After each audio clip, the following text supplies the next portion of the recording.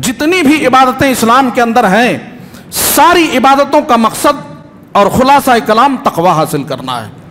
نماز کا مقصد بھی تقوی، قربانی کا مقصد بھی تقوی۔ یا ایھا الذین آمنوا کتب علیکم الصیام کما کتب علی الذین من قبلکم لعلکم تتقون، ایمان والو ہم نے روزے تمہارے اوپر فرض کیا ہے ویسے جیسے پہلی امتوں پر ہم نے فرض کیا تھا۔ مقصد کیا ہے؟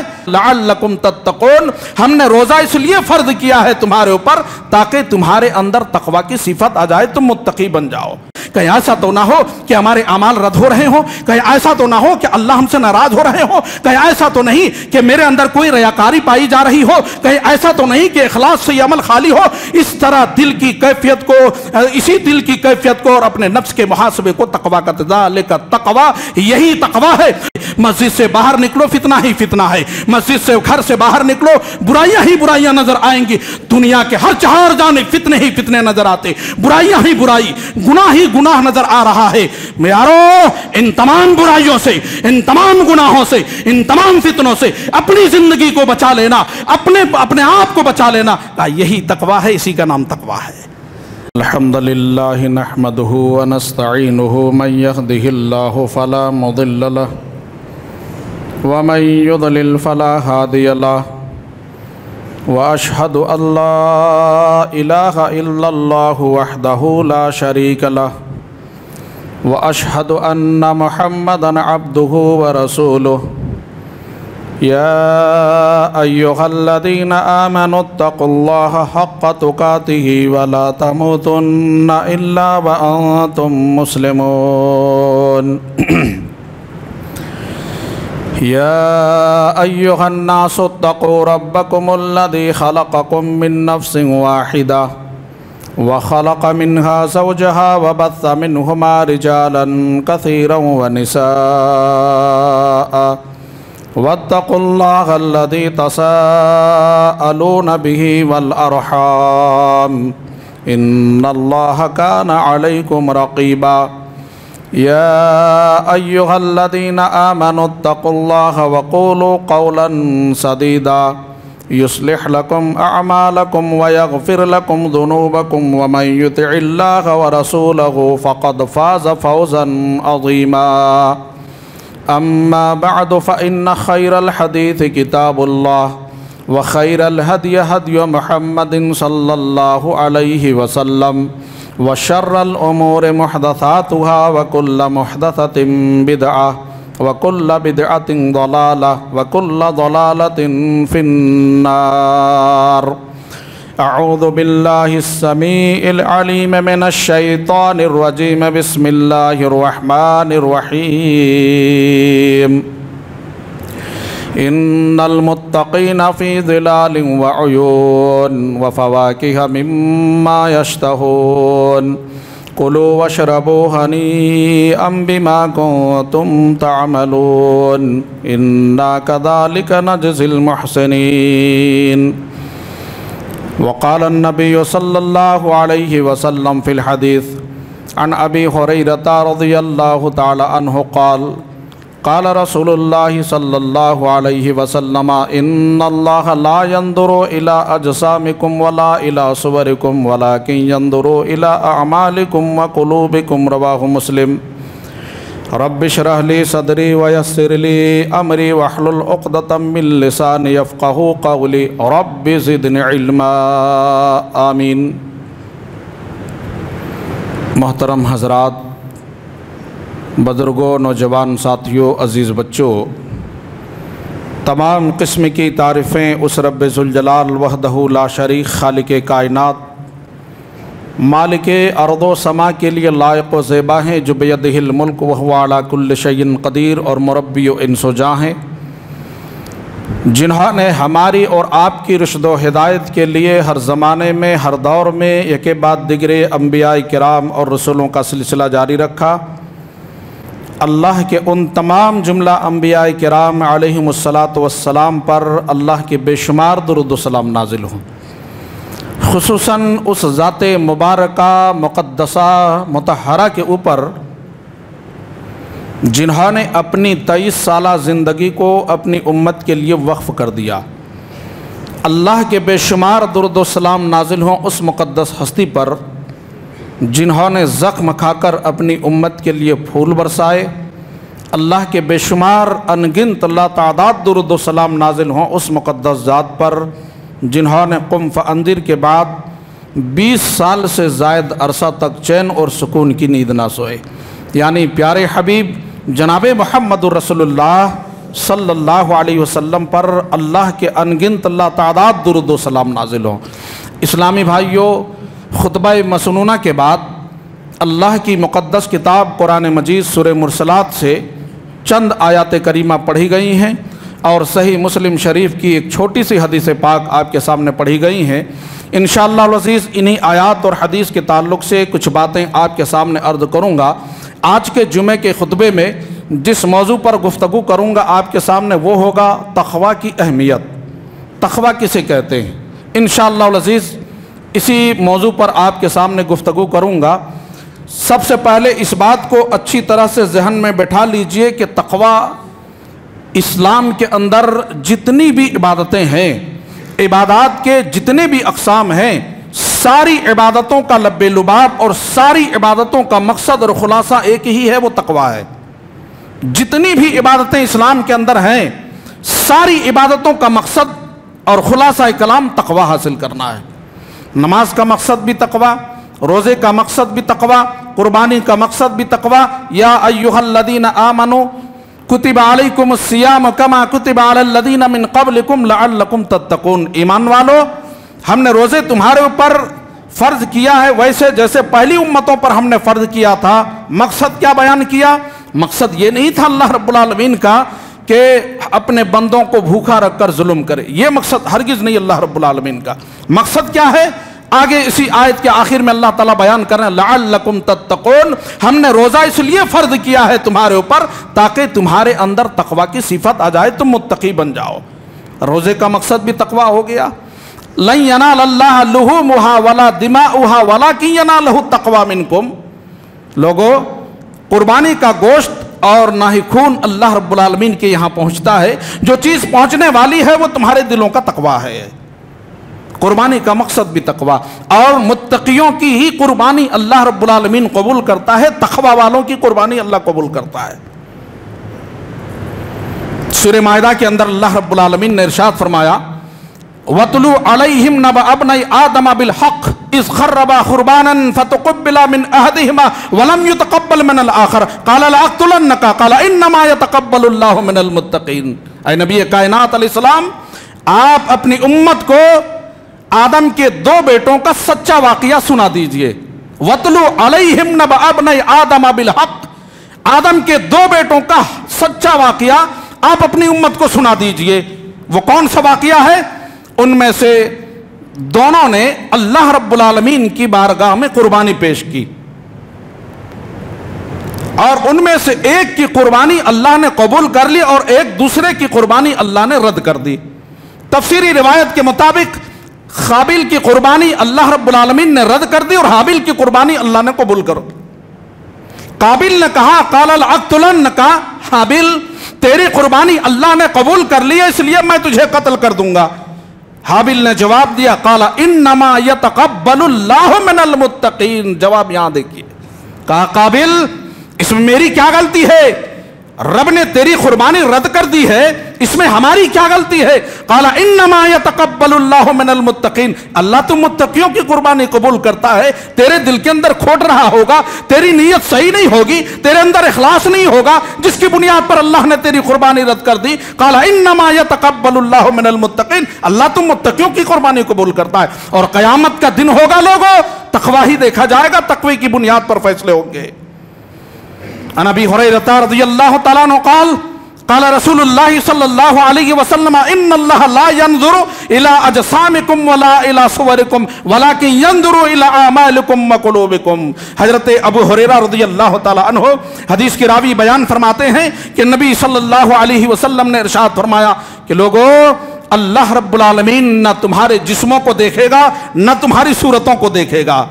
قیامت کا دن ہوگا، میدان محشر قائم کی جائے گی، جب جنت و جہنم کے فیصلے ہوں گے، اچھے اور برے کے جب فیصلے ہوں گے، تو قیامت کے دن اللہ رب العالمین وہاں پر نہ کسی کے جسم کو دیکھ کے فیصلہ کرے گا کہ فلاں ابن فلاں دنیا میں پہلوان تھا، فلاں ابن فلاں دنیا میں بڑے منصب والا تھا، بڑا عہدہ تھا، اس لیے آج اس کے مقام اور مرتبے کو بلند رکھا جائے، آج اس کے درجات کو بلند کر دیا جائے۔ ایسا ہرگز نہیں ہونے والا ہے۔ ایسا بھی نہیں ہوگا کہ یہ دیکھا جائے گا فلاں ابن فلاں دنیا میں نہایت خوبصورت تھا، حسن و جمال کا مالک تھا، جس کی بنیاد پر آج اس کے مقام اور مرتبے کو بلند رکھا جائے۔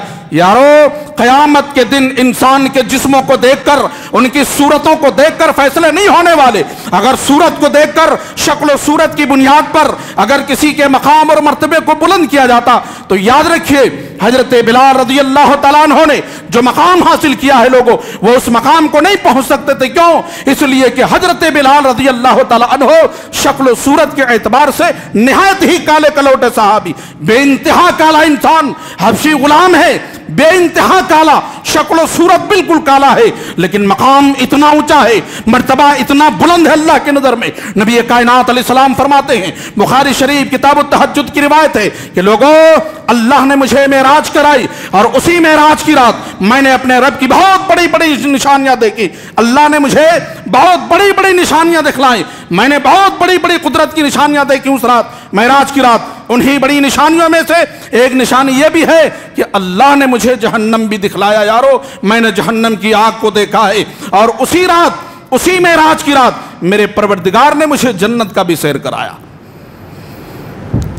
لیکن جب میں جنت کا سیر کر رہا تھا، میرا سامنا حضرت رمیشہ رضی اللہ تعالی عنہ سے ہوا، جو ابو طلحہ رضی اللہ تعالی عنہ کی بیوی محترمہ ہے۔ بخاری شریف کتاب التہجد کی روایت ہے۔ اس حدیث کو امام بخاری نے ایک اور مقام پر کتاب فضائل الصحابہ کے اندر اس حدیث کو نقل کیا، یعنی دو جگہ اس حدیث کو امام بخاری نے نقل کیا ہے۔ کہا میرا سامنا حضرت رمیشہ سے ہوا، جو حضرت ابو طلحہ رضی اللہ تعالی عنہ کی بیوی محترمہ ہے، اور جب میں نے ان سے ملاقات کیا جنت کے اندر، اور جب ملاقات کر کے میں جنت کی نعمتوں کا دیدار کرتا ہوا ساتھیوں میں آگے جب بڑھا، وَسَمِعْتُ خَشْفَةً، تو میں نے ایک آہٹ سنی، جنت کے اندر ایک آواز سنی، ایک آہٹ سنی میں نے جنت کے اندر، ایک آواز ٹکرائی میرے کانوں سے۔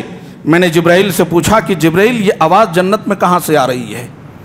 یہ جو آواز میرے کانوں سے ٹکرا رہی ہے، یہ آواز جو میں سن رہا ہوں، جبرائیل میں اس آواز کی تفصیل جاننا چاہتا ہوں کہ یہ آواز آ کہاں سے رہی ہے، میرے کانوں میں ٹکرا رہی ہے، یہ آواز کدھر سے آ رہی ہے؟ حضرت جبرائیل علیہ السلام نے کہا، اللہ کے رسول، یہ آواز کسی اور کی نہیں، یہ آواز جو آپ کے کانوں سے ٹکرا رہی ہے، جو آپ جنت کے اندر سن رہے ہیں، یہ حضرت بلال رضی اللہ تعالیٰ عنہ کے چلنے کی آواز ہے۔ کہاں تھے بلال؟ جنت میں تھے اس وقت؟ نہیں میرے ساتھیوں، اس وقت باحیات تھے۔ مکی زندگی کا آخری دور کا مسئلہ ہے۔ یہاں اگر علماء کرام ہوں گے تو میں کسی کو پہچانتا تو نہیں کہ کون عالم ہے، کون فاضل ہے۔ علماء کرام ہیں تو وہ جانتے ہیں کہ نبی کائنات کو جو معراج کرائی اللہ رب العالمین نے مکی زندگی کے آخری دور میں، حالانکہ تاریخ میں اختلاف ہے، لیکن علامہ صفی الرحمن مبارک پوری رحمہ اللہ نے جو لکھا ہے رحیق المختوم کے اندر، وہ یہی ہے کہ مکی زندگی کے آخری دور میں آپ صلی اللہ علیہ وسلم کو اللہ نے معراج کرائی۔ باحیات تھے حضرت بلال رضی اللہ تعالیٰ، لیکن بلال، تیری جوتیوں کی تقدس کا یہ عالم کہ تو زمین پہ چل رہا ہے، تیری جوتیوں کی آہٹ اللہ اپنے محبوب کو جنت میں سنا رہا ہے۔ سبب کیا ہے لوگوں؟ کوئی منصب تھا، بہت بڑے مالدار تھے، بہت زیادہ کوئی بہت بڑا عہدہ تھا، بہت زیادہ خوبصورت تھے؟ نہیں میرے ساتھیوں، نہ کوئی عہدہ تھا، نہ کوئی منصب ہے، نہ بہت زیادہ خوبصورت ہے، نہ مالدار ہے، غریب صحابی ہیں، لیکن مقام اتنا اونچا ہے، مرتبہ اتنا بلند ہے کہ زمین پہ چل رہے ہیں، جوتیوں کی آہٹ اللہ اپنے محبوب کو جنت میں سنا رہا ہے۔ سبب کیا ہے؟ سبب یہ ہے کہ حضرت بلال رضی اللہ تعالیٰ عنہ نے تقوی کے اس معیار کو چھو لیا تھا لوگوں، جو معیار اللہ رب العالمین کو مطلوب تھا، جو اللہ کو چاہیے تھا۔ یہی وجہ ہے کہ نبی کائنات نے فرمایا، لوگو ان اللہ لا ينظر الى اجسامکم ولا الى صورکم، رب قیامت کے دن نہ تمہارے جسموں کو دیکھ کے فیصلہ کرے گا، نہ تمہاری صورتوں کو دیکھے گا، ولکن ينظر الى اعمالکم وقلوبکم، اللہ تمہارے اعمال کو دیکھے گا، تمہارے دل کا تقوی دیکھے گا۔ حدیث بتا رہی ہے کہ اعمال صالحہ کی بنیاد پر، تقوی کی بنیاد پر، یاد رکھیے عقیدہ توحید کے بعد اگر عقیدہ توحید کسی کے پاس نہیں ہے، اعمال کے انبار لے کے جائیں، سارے اعمال ریزہ ریزہ کر دیے جائیں گے اگر عقیدہ صحیح نہیں ہے تو۔ عقیدہ توحید کے بعد جنت و جہنم کے فیصلے اگر ہونے والے ہیں لوگوں، تو اعمال صالحہ کی بنیاد پر، تقوی کی بنیاد پر ہوں گے۔ اس لیے اپنے اعمال کی اصلاح کیجئے اور اللہ رب العالمین کا تقوی اختیار کیجئے۔ یہ اصل میں تقوی ہے کیا چیز؟ ہم بارہا یہ سنتے ہیں کہ لوگوں اتق اللہ اتق اللہ اتق اللہ، لوگوں اللہ کا تقوی اختیار کرو، اللہ کا تقوی اختیار کرو۔ یہ تقوی ہے کیا بلا؟ تقوی کسے کہتے ہیں؟ آئیے تقوی کی تعریف نبی کائنات جناب محمد رسول اللہ صلی اللہ علیہ وسلم کی زبان رسالت سے سنتے ہیں کہ تقوی کسے کہتے ہیں۔ صحیح مسلم شریف کی حدیث ہے، حضرت ابو بکر صدیق رضی اللہ تعالی عنہ کی ملاقات حضرت ابو حنظلہ رضی اللہ تعالی عنہ سے ایک مرتبہ ہوتی ہے۔ ابو بکر صدیق رضی اللہ تعالی عنہ نے کہا کہ ابو حنظلہ السلام علیکم ورحمۃ اللہ وبرکاتہ، سلام کیا، سلام کا جواب ملا۔ ابو بکر صدیق رضی اللہ تعالی عنہ نے پوچھا ابو حنظلہ خیریت تو ہے؟ خیریت پوچھی۔ ابو حنظلہ رضی اللہ تعالی عنہ نے کہا کہ ابو بکر، ابو حنظلہ سے اس کی خیریت نہ پوچھو، نافق ابو حنظلہ، نافق ابو حنظلہ، نافق ابو حنظلہ۔ ابو بکر، ابو حنظلہ سے اس کی خیریت نہ پوچھو، ابو حنظلہ منافق ہو گیا ہے، ابو حنظلہ منافق ہو گیا ہے، ابو حنظلہ منافق ہو گیا ہے، نعوذ باللہ من ذالک۔ اتنا بڑا صحابی ہے، اپنے آپ کو کہہ رہا ہے ابو بکر مجھ سے میری خیریت نہ پوچھو، ابو حنظلہ منافق ہو گیا ہے۔ ابو بکر رضی اللہ تعالیٰ عنہ نے کہا ابو حنظلہ تو ایسی بہکی بہکی باتیں کیوں کر رہا ہے؟ کہیں تیرا دماغی توازن خراب تو نہیں ہو گیا؟ کہیں تو پاگل تو نہیں ہو گیا؟ تو اپنے آپ کو منافق کہہ رہا ہے، بات کیا ہے؟ آخر سبب کیا ہے؟ میں سبب جاننا چاہتا ہوں کہ تم نے اپنے آپ کو منافق کیوں کہا ہے؟ حضرت ابو حنظلہ رضی اللہ تعالیٰ عنہ نے کہا ابو بکر میں نے اپنے آپ کو منافق اس لیے کہا ہے، میں نے اپنے آپ کو منافق اس لیے کہا ہے کہ میں جب نبی کے درس میں موجود ہوتا ہوں، مسجد نبوی میں بیٹھا رہتا ہوں، نبی کی مجلس میں بیٹھتا ہوں، نبی کائنات درس دیتے ہیں، جنت و جہنم کا تذکرہ ہوتا ہے، ایمان تازہ ہو جاتا ہے۔ نبی کا وہ نرالا درس، وہ نرالا انداز جب سنتا ہوں ایسا معلوم ہوتا ہے ابو حنظلہ تو اپنی آنکھ سے جہنم کی آگ کو دیکھ رہا ہے۔ جب نبی کائنات جنت کی نعمتوں کا تذکرہ کرتے ہیں ایسا معلوم ہوتا ہے ابو حنظلہ اپنی آنکھوں سے جنت کی نعمتوں کا دیدار کر رہا ہے۔ اتنا نرالا انداز نبی کا ہوتا ہے، ایمان تازہ ہو جاتا ہے۔ لیکن ابو بکر، یہی ابو حنظلہ جب مسجد نبوی سے الگ ہوتا ہے، جب مسجد نبوی سے باہر نکلتا ہوں، بیوی بچوں کے پاس جاتا ہوں، کاروبار میں جاتا ہوں، گھر جاتا ہوں، بازار جاتا ہوں، ابو بکر، ابو حنظلہ کی دلی کی وہ کیفیت نہیں ہوا کرتی ہے جو مسجد نبوی میں ہوا کرتی ہے۔ میں نے سمجھا کہ شاید دل کی اسی کیفیت کا نام نفاق ہے کہ مسجد کے اندر ایک الگ کیفیت، گھر کے اندر ایک الگ کیفیت، بازار میں الگ کیفیت، کاروبار میں الگ کیفیت۔ ابو بکر میرے دل کے اندر یہ کیفیت ہے، میں نے سوچا کہ شاید دل کی اس کیفیت کا نام نفاق ہے، اسی لیے میں نے اپنے آپ کو منافق کہہ دیا ہے کہ شاید میں منافق ہو گیا ہوں۔ ابو بکر صدیق رضی اللہ تعالی عنہ نے کہا کہ ابو حنظلہ رب ذوالجلال کی قسم ہے جو کیفیت تیرے دل کی ہے اور تو نے ابھی اپنے دل کی کیفیت بیان کی ہے، یہی کیفیت ابو بکر کے دل کی بھی ہے۔ اگر یہ نفاق ہے، اگر دل کی اس کیفیت کا نام نفاق ہے تو نعوذ باللہ من ذالک، ہزار بار نعوذ باللہ، ہزار بار استغفر اللہ، ابو بکر بھی منافق ہو گیا ہے۔ کون کہہ رہا ہے لوگوں؟ ابو بکر کی شخصیت کہہ رہا ہے، اپنے نفس کا محاسبہ کر رہا ہے، اپنے ایمان اور عمل کا محاسبہ کر رہا ہے۔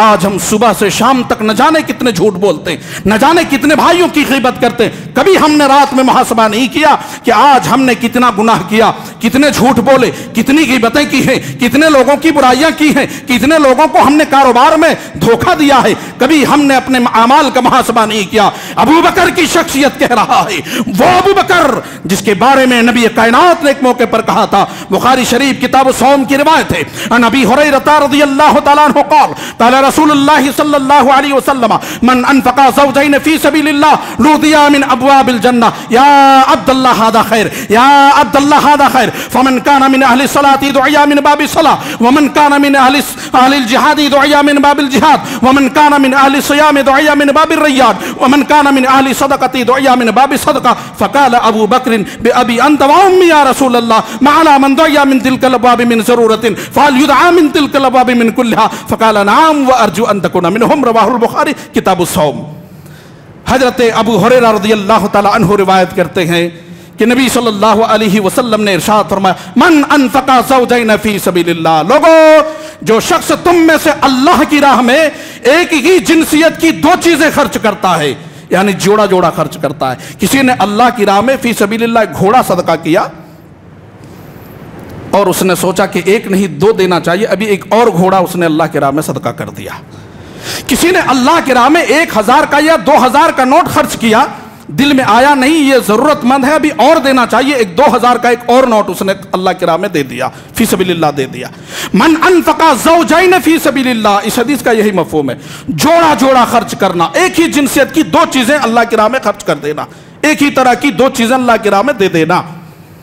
نبی کائنات فرماتے ہیں نودیا من ابواب الجنہ، قیامت کے دن جب سارے لوگ پریشان ہوں گے، نفسی نفسی کے عالم میں ہوں گے، اس وقت اللہ کے فرشتے جنت کے دروازے پر ٹھہر کر انہیں بلائیں گے، نودیا من ابواب الجنہ یا عبداللہ ھذا خیر، اللہ کے بندے تو کیوں پریشان ہے، تو متقی ہے، تو پرہیزگار ہے، آجا تیرے لیے اللہ نے جنت میں یہ دروازہ بنا رکھا ہے، جنت کے اس دروازے سے تم داخل ہو جا، یا عبداللہ ھذا خیر، یا عبداللہ ھذا خیر، نام لے لے کر پکارا جائے گا، آ جاؤ تیرے لیے اللہ نے یہ جنت کا دروازہ بنا رکھا ہے. ومن کان من اہل الصلاۃ فمن کان من اہل الصلاۃ دعیا من باب الصلاۃ، نمازی ہوگا باب الصلاۃ سے پکارے جائیں گے. ومن کان من اہل الجہاد دعیا من باب الجہاد، مجاہد ہوگا باب الجہاد سے پکارے جائیں گے. ومن کان من اہل الصیام دعیا من باب الریان، روزے دار ہوں گے باب الریان سے پکارے جائیں گے. ومن کان من اہل الصدقۃ دعیا من باب الصدقہ، صدقہ اور خیرات کرنے والے ہوں گے، زکات دینے والے ہوں گے، باب الصدقہ سے پکارے جائیں گے. جب نبی کائنات یہ حدیث پیش کر رہے تھے، حضرت ابو بکر کی شخصیت اس مجلس میں موجود ہے. فقال ابو بکر بأبی انت و امی یا رسول اللہ، کہا میرے ماں باپ آپ پر قربان ہوں، ما علی من دعیا من تلک الابواب من ضرورت، میں نے یہ بات سمجھ لی ہے، جو روزے دار ہوں گے باب الریان سے پکارے جائیں گے، جو نمازی ہوں گے باب الصلاۃ سے پکارے جائیں گے، جو صدقہ اور خیرات کرنے والے ہوں گے باب الصدقہ، یہ ساری باتیں مجھے سمجھ میں آ گئی ہیں. اور جو ان دروازوں سے پکارے جائیں گے آقا تو پھر اسے کسی چیز کی ضرورت نہیں پڑے گی. لیکن اللہ کے رسول میں یہ سمجھنا چاہتا ہوں، میں یہ جاننا چاہتا ہوں، فَلْيُدْعَا مِن تِلْكَ الْأَبْوَابِ مِن كُلِّهَا، آپ کی امت کے اندر کوئی ایسا بھی شخص ہے، کوئی ایسا بھی فرد ہے جو جنت کے سارے دروازوں سے پکارے جائے. کیا ہے آپ کی امت کے اندر ایسا کوئی انسان؟ میں یہ سمجھنا چاہتا ہوں. یہ ساری باتیں مجھے سمجھ میں آ گئی ہیں، جس کے بعد جو اعمال ہوں گے اس عمل کی بنیاد پر وہ جنت میں بلائے جائیں گے، جنت کے دروازے سے داخل ہوں گے. لیکن آقا فَلْيُدْعَا مِن تِلْكَ الْأَبْوَابِ مِن كُلِّهَا، کہ آپ کی امت کے اندر کوئی ایسا بھی شخص ہے جو جنت کے سارے دروازوں سے پکارے جائے.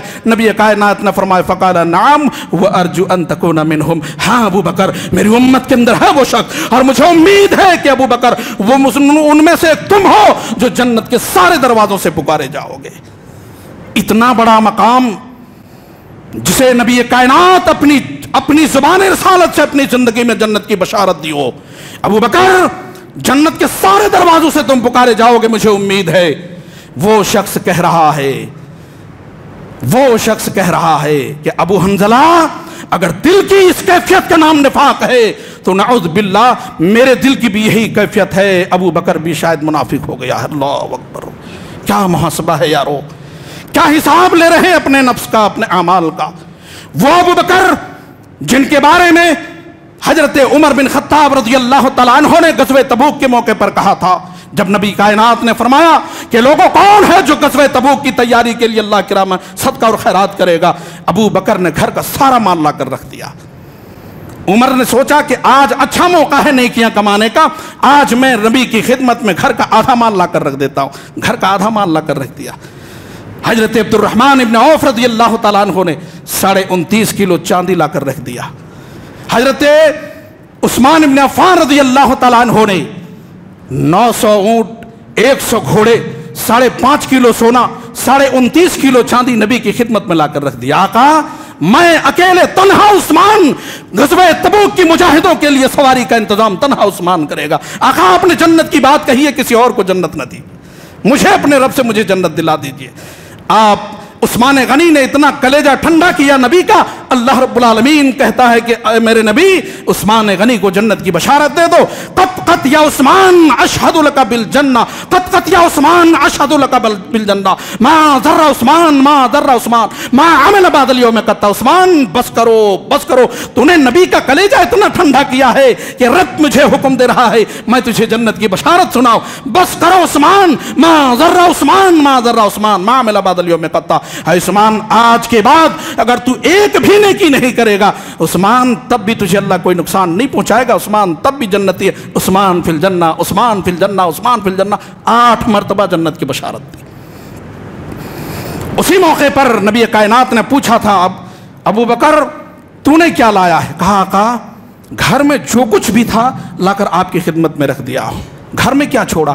کہا اللہ اور اس کے رسول کی محبت چھوڑ کے آیا ہوں بیوی بچوں کے لیے۔ عمر تو نے کیا چھوڑا ہے؟ کہ اللہ کے رسول جتنا بھی مال تھا آدھا لا کر رکھ دیا ہوں اللہ کی راہ میں، آدھا بیوی بچوں کے پاس چھوڑا ہوں۔ جب ابو بکر سے سنا کہ میں نے سارا مال لا کر رکھ دیا، حضرت فاروق اعظم رضی اللہ تعالیٰ عنہ کہتے ہیں ابو بکر آج میں نے سوچا تھا کہ آج نیکیوں میں سبقت کر جاؤں، تجھ سے نیکیوں میں آگے نکل جاؤں، لیکن رب ذوالجلال کی قسم ہے آج عمر کو یقین ہو گیا ہے کہ عمر ابو بکر سے تو نیکیوں میں کبھی آگے نہیں بڑھ سکتا ہے۔ ابو بکر تیرا مقام کتنا اونچا ہے، ابو بکر سے تو نیکیوں میں آگے نہیں بڑھ سکتا ہے، سبقت حاصل نہیں کر سکتا ہے۔ وہ شخص اپنے نفس کا محاسبہ کر رہا ہے۔ لوگوں ابو حنظلہ اگر یہ نفاق ہے تو ابو بکر کی بھی یہی کیفیت، مسئلے یہاں نہیں حل ہوں گے، چلو نبی کی عدالت میں چلتے ہیں، نبی کے پاس مسئلے حل کرتے ہیں۔ آج تو ہمارے سارے مسئلے نوجوان حل کر دیتے ہیں انٹرنیٹ سے، کسی عالم کا بیان سن لیا، کسی دائی کا بیان سن لیا، کسی برادر کا بیان سن لیا، بس فتوے دینا شروع کر دیے، مسئلے یہی حل ہو جاتے ہیں۔ عالموں کی ضرورت نہیں پڑتی، مفتیوں کی ضرورت نہیں پڑتی ایسے لوگوں کو۔ ابو بکر کی شخصیت کہہ رہی ہے ابو حنظلہ مسئلہ یہاں حل نہیں ہونے والا، چلو نبی کی عدالت میں چلتے ہیں۔ نبی کائنات کے پاس جاتے ہیں۔ آقا ابو حنظلہ نے اپنے آپ کو منافق کہا ہے اور سارا واقعہ کہہ سنایا، ساری باتیں کہہ سنائی کہ ایسا ایسا واقعہ ہے، معاملہ یہ ہے، اس لیے میں نے اپنے آپ کو منافق کہا ہے۔ اللہ کے رسول نبی کائنات علیہ السلام فرماتے ہیں کہ اے ابو حنظلہ اگر دل کی یہ کیفیت ہے جو ابھی ابھی تم نے میرے سامنے بیان کیا ہے، ذالک تقوی، دل کی اس کیفیت کا نام نفاق نہیں ہے، یہی تقوی ہے، دل کی اسی کیفیت کا نام تقوی ہے۔ کہ آدمی سوچتے رہے اپنے اعمال کے بارے میں، کہیں ایسا تو نہ ہو کہ ہمارے اعمال رد ہو رہے ہوں، کہیں ایسا تو نہ ہو کہ اللہ ہم سے ناراض ہو رہے ہوں، کہیں ایسا تو نہیں کہ میرے اندر کوئی ریاکاری پائی جا رہی ہو، کہیں ایسا تو نہیں کہ اخلاص سے یہ عمل خالی ہو۔ اس طرح دل کی کیفیت کو، اسی دل کی کیفیت کو اور اپنے نفس کے محاسبے کو تقوی کا ذالک تقوی، یہی تقوی ہے۔ اور اے ابو بکر، ابو حنظلہ اگر تیرے دل کی یہی کیفیت رہی، اللہ کی قسم آسمان سے فرشتے آئیں گے، تم راستہ چلو گے، راستے میں تم سے مصافحہ کر کے چلے جائیں گے اللہ کے فرشتے، تم اپنے بستر پر رہو گے، اللہ کے فرشتے اتریں گے اور تم سے مصافحہ کر کے چلے جائیں گے۔ کہا یہی تو تقوی ہے، دل کی اس کیفیت کا نام نفاق نہیں ہے، یہ محاسبہ ہے اپنے دل کا، یہ تقوی ہے۔ لوگوں ایک تقوی کی جامع تعریف کر کے انشاءاللہ اپنی بات کو ختم کر دوں گا، اس لیے کہ وقت بھی ہو رہا ہے، 1:30 بجے تک کا وقت مجھے بتایا گیا ہے۔ امام ابن کثیر رحمہ اللہ نے تفسیر ابن کثیر کے اندر بڑی جامع تعریف تقوی کی نقل کی ہے۔ حضرت عمر بن خطاب رضی اللہ تعالیٰ عنہ اپنے ایک بھائی حضرت ابی بن کعب رضی اللہ تعالیٰ عنہ سے پوچھتے ہیں کہ ابی ذرا میرے سامنے تقوی کی تعریف بیان کرو۔ ابی میں جاننا چاہتا ہوں کہ اصل میں تقوی ہے کیا چیز، تقوی کس چیز کا نام ہے، تقوی کسے کہتے ہیں۔ حضرت ابی بن کعب رضی اللہ تعالیٰ عنہ دیکھتے ہیں امیر المومنین آپ مملکت اسلامیہ کا خلیفہ ہیں، جس کی ذات کے اندر اللہ نے کوٹ کوٹ کر تقوی بھر دیا ہو، وہ شخص پوچھ رہا ہے کہ ابی بن کعب میرے سامنے بتاؤ، میں جاننا چاہتا ہوں کہ تقوی اصل میں ہے کیا چیز، جس کی ذات کے اندر کوٹ کوٹ کر اللہ نے تقوی بھر دیا ہو، وہ صحابی، وہ امیر المومنین جو مملکت اسلامیہ کا خلیفہ ہے، جس کے ہاتھ میں اللہ نے اسلام کا باگڈور دے رکھا ہے، جس کے تقوی کا یہ عالم کہ مدینہ کی گلیوں میں جب گشت لگا رہے تھے تو مدینہ کی سرحد پر آپ نے دیکھا کہ ایک دیا ٹمٹما رہا ہے، ایک چراغ جل رہا ہے، کوئی خیمہ زن ہے، شاید کوئی مسافر ہے، کوئی آدمی ہے، چلے چل کر اس کی خیریت پوچھ لیں۔ جاتے ہیں قریب، پوچھتے ہیں کون؟ کہا فلاں ابن فلاں۔ کہاں سے آئے ہو؟ فلاں بستی سے آیا ہوں، فلاں شہر سے آیا ہوں۔ کہا مسلمان ہو؟ الحمدللہ مسلمان ہوں، اللہ کا شکر ہے مسلمان ہوں۔ کہا کہو کیا بات ہے، کیا تکلیف ہے، کیا خدمت کروں؟ بات کرنے والا مسافر، نام سے واقفیت ہے، چہرے سے واقفیت نہیں ہے کہ میں جس سے بات کر رہا ہوں وہ مملکت اسلامیہ کا خلیفہ فاروق اعظم ہے، جس کا نام سن کر کیسر و کسرا کی کرسیاں کھسک جاتی ہیں، جس کا کلیجہ دہل جاتا ہے۔ فاروق اعظم کا نام سن کر نام سے واقفیت تو ہے، چہرے سے واقفیت نہیں ہے، پہچانتا نہیں ہے کہ میں کس سے بات کر رہا ہوں۔ کہا کہو کیا بات ہے؟ کہا اجنبی ہوں، غریب الدیار ہوں، کوئی جاننے والا نہیں، کوئی پہچاننے والا نہیں، کوئی رشتہ دار نہیں، کوئی شناسا نہیں، میں اجنبی ہوں، غریب الدیار ہوں۔ فاروق اعظم نے کہا خبردار اے فلاں ابن فلاں، خبردار، آج تو نے یہ بات کہہ دی، اجنبی ہوں، غریب الدیار ہوں، آج کے بعد خبردار کبھی یہ مت کہنا کہ میں اجنبی ہوں۔ کوئی بھی مومن، کوئی بھی مسلمان کسی مسلمان بستی میں اجنبی نہیں ہوا کرتا ہے۔ انما المؤمنون اخوۃ فاصلحوا بین اخویکم، سارے مومن آپس میں ایک دوسرے کے بھائی ہیں۔ پھر بھائیوں کی بستی میں اجنبی کہتے ہو؟ اجنبی ہوں، المسلم والاخ المسلم، سارے مسلمان ایک دوسرے کے بھائی ہیں، پھر کہتے ہو کہ اجنبی ہوں؟ خبردار فلاں ابن فلاں، آج کے بعد سے اگر تم نے یہ بات کہہ دی میں اجنبی ہوں، کسی مومن کے بستی میں کوئی مومن اجنبی نہیں ہوا کرتا، کہو میں تیرا بھائی ہوں، کیا خدمت کروں؟ کہا اندر بیوی ہے، درد ذہن میں مبتلا ہے، بچہ تولد ہونے والا ہے، پریشان ہو، کوئی یہاں خدمت کرنے والا نہیں۔ اپنے غلام اسلم کو کہتا ہے اسلم آج سونے کی رات نہیں ہے، چلو گھر جا کر اپنی محترمہ کو بیدار کرتے۔ محترمہ سو رہی ہو؟ آج سونے کی رات نہیں ہے، آج نیکیاں لوٹنے کی رات ہے، چلو اپنی بہن کی خدمت کرو، ایک بار سے آئی ہوئی تیری بہن ہے تو درد ذہن میں مبتلا ہے۔ اندر بھیجا گیا، خدمت کیا، بچہ تولد ہوا، لڑکا پیدا ہوا، اندر سے آواز آتی ہے امیر المومنین آپ اپنے بھائی کو بیٹے کی خوشخبری سنا دو۔ رب ذوالجلال کی قسم ہے لوگو، تاریخ کے الفاظ ہیں، اس نے امیر المومنین کا نام سن کر اپنے بیٹے کی خوشخبری بھول گیا۔ اللہ اکبر! فاروق اعظم آپ امیر المومنین ہیں، آپ کے ہاتھ میں اسلام کا باغڈور اللہ نے دیا، آپ کی یہ خاکساری، یہ تقوی کا یہ عالم، آپ کی یہ تواضع کہ ایک معمولی مسلمان کی آپ خدمت کے لیے خود بھی بیدار، اپنی بیوی کو بھی بیدار۔ کہا ہاں میں اسی لیے سپاہی بنا ہوا ہوں، میں دین کی خدمت کرنے کے لیے، اپنے رعایوں کی خدمت کرنے کے لیے۔ ایسا نہ ہو کہ میں آرام کی نیند سو جاؤں اور کل قیامت کے دن مجھ سے رب پوچھ بیٹھے فاروق بتا تیری سرحد کے اندر مدینے کی سرزمین میں ایک فلاں شخص اور ایک فلاں صحابیہ، ایک فلاں خاتون درد ذہن میں مبتلا تھی، پریشان تھی، اسے خدمت خادم کی ضرورت تھی اور تو آرام کی نیند سو رہا تھا۔ فاروق اعظم سے اگر یہ سوال کر بیٹھے اللہ، فاروق کیا جواب دے گا؟